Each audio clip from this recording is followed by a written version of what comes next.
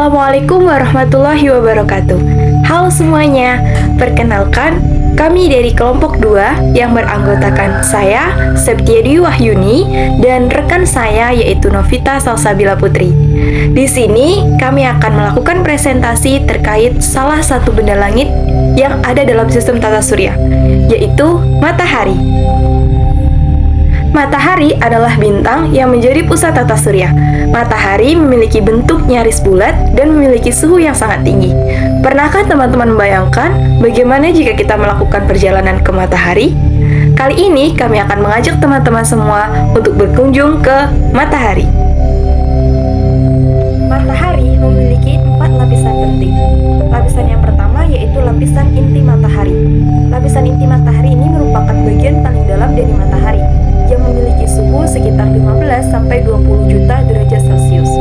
Yang kedua adalah lapisan fotosfer, atau yang biasa kita kenal dengan lapisan cahaya.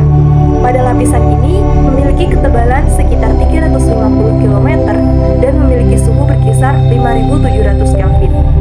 Di lapisan inilah kita bisa melihat cahaya yang begitu terang yang berasal dari matahari.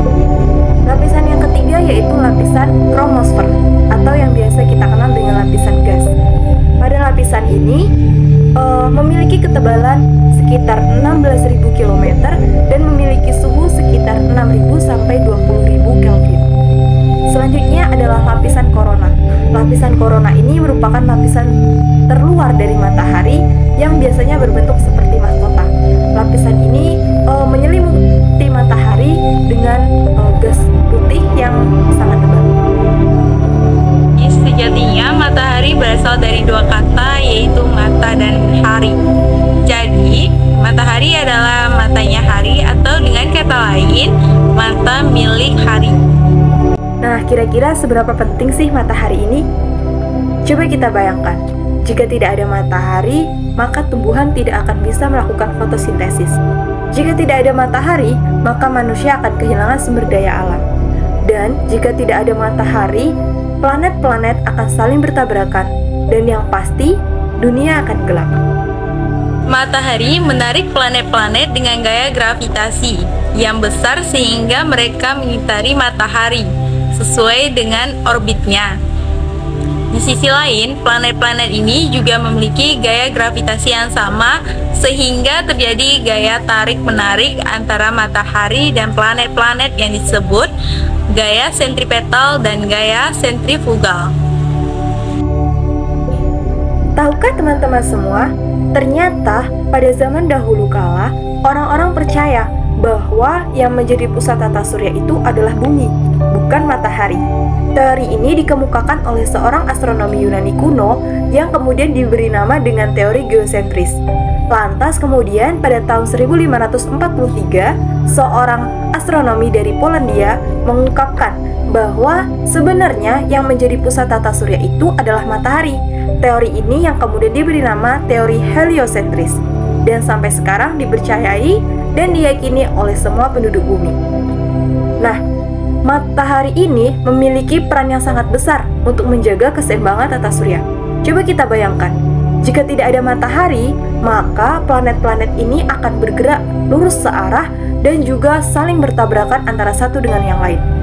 Dan suhu yang dihasilkan oleh matahari ini juga berperan penting untuk meningkatkan suhu-suhu ideal bagi suatu planet.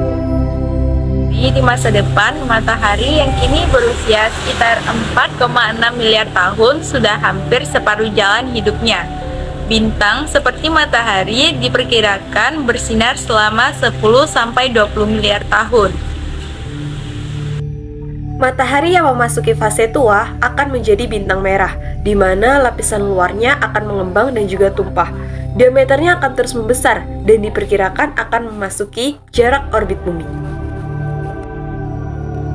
Pesawat luar angkasa milik NASA yaitu Parker Solar Probe berhasil memasuki korona matahari, di mana pesawat ini telah diluncurkan sejak tahun 2018 yang lalu dan baru bisa mencapai korona matahari pada tahun 2021 lalu. Parker Solar Probe berhasil mengungkapkan penemuan baru mengenai matahari, termasuk penemuan struktur zigzag magnetik dalam matahari yang disebut switchbacks tahun 2019 lalu. Sekian perjalanan kita mengenal matahari lebih dekat. Sampai jumpa di perjalanan berikutnya. Wassalamualaikum warahmatullahi wabarakatuh.